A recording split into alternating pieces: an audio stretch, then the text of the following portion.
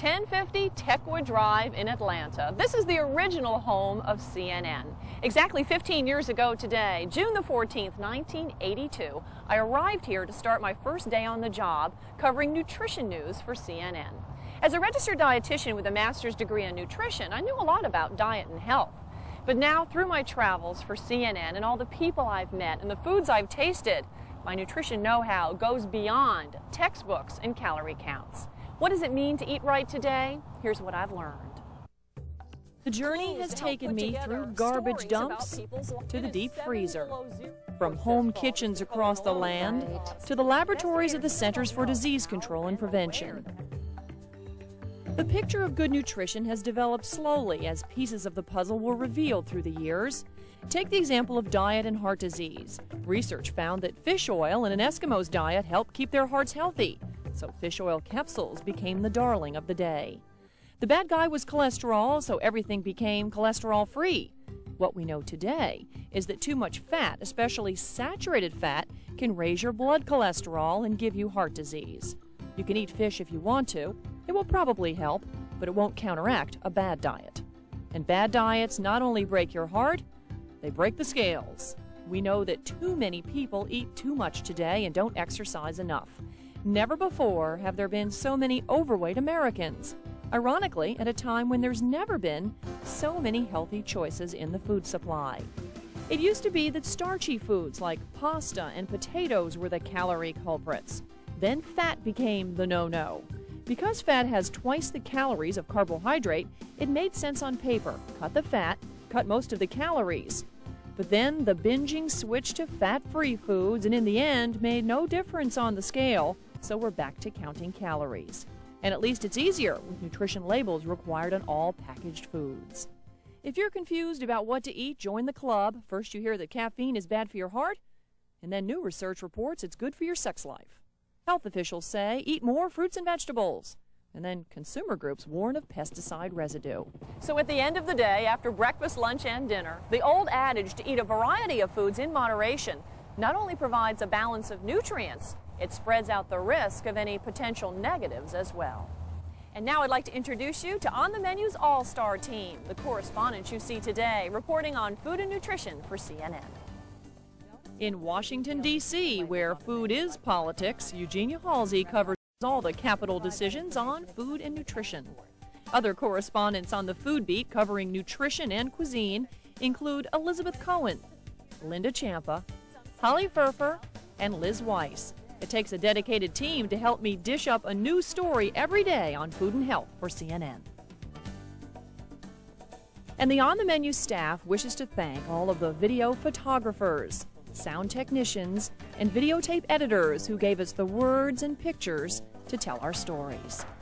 Also thanks to Ted for believing information on what we eat is a vital part of the news.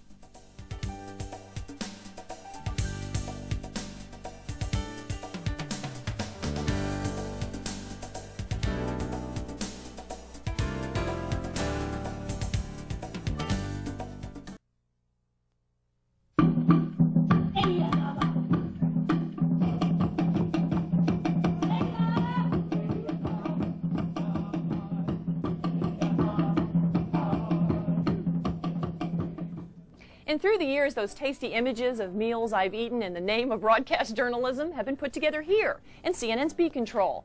Marty Young has been producing On the Menu for 10 years. Now, Marty, that's a decade of diets and delicious cuisine. Thank you so much. But what's ahead? What's in the future for food and nutrition? We check with the experts for their predictions. We're a nation that's becoming increasingly cooking illiterate.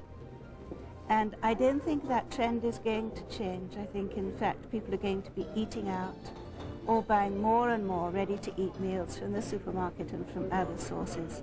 The restaurant will probably be a place where Americans will get together with their families more so than they will in their own homes. We can't cook at home. We don't know how to cook at home. We don't want to cook at home. Or we're too immediately hungry to buy the food except on special occasions like Thanksgiving, for instance. So I think that's likely to continue. People are going to go out and get the food at the restaurant and bring it back. Takeout will be extremely, extremely important in the next 10 years.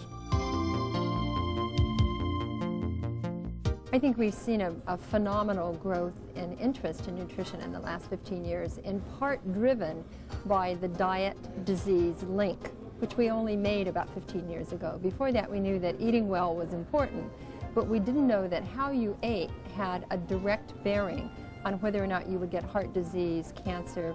The nutritional terrorism of the 1980s and early 90s has really peaked.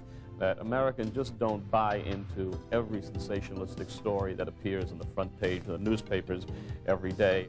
No matter how carefully they try and educate us, we glaze over and think, well, just for tonight, I'll have this. I mean, this stuff is preposterous, or saying fettuccine Alfredo is heart attack on a plate. We just don't accept that anymore, because tomorrow, as we know, there'll be another report to countermand that report.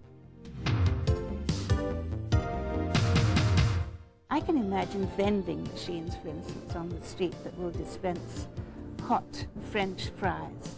We really are going to be able to pinpoint each person's genetic risks and design diets for them that will help them prevent disease. I think we're going to see some rather interesting developments. In Japan, for instance, there's been an invention in which you can flip a tab like of a soda can, and it will immediately heat the liquid inside. So it's good to know there is no lack of controversy or trends in cuisine as we continue to cover food and nutrition on CNN. And don't forget to watch next Saturday as we keep track of what's on the menu. I'm Carolyn O'Neil. Thank you so much for watching. We'd love to hear from you. Here's how to get in touch.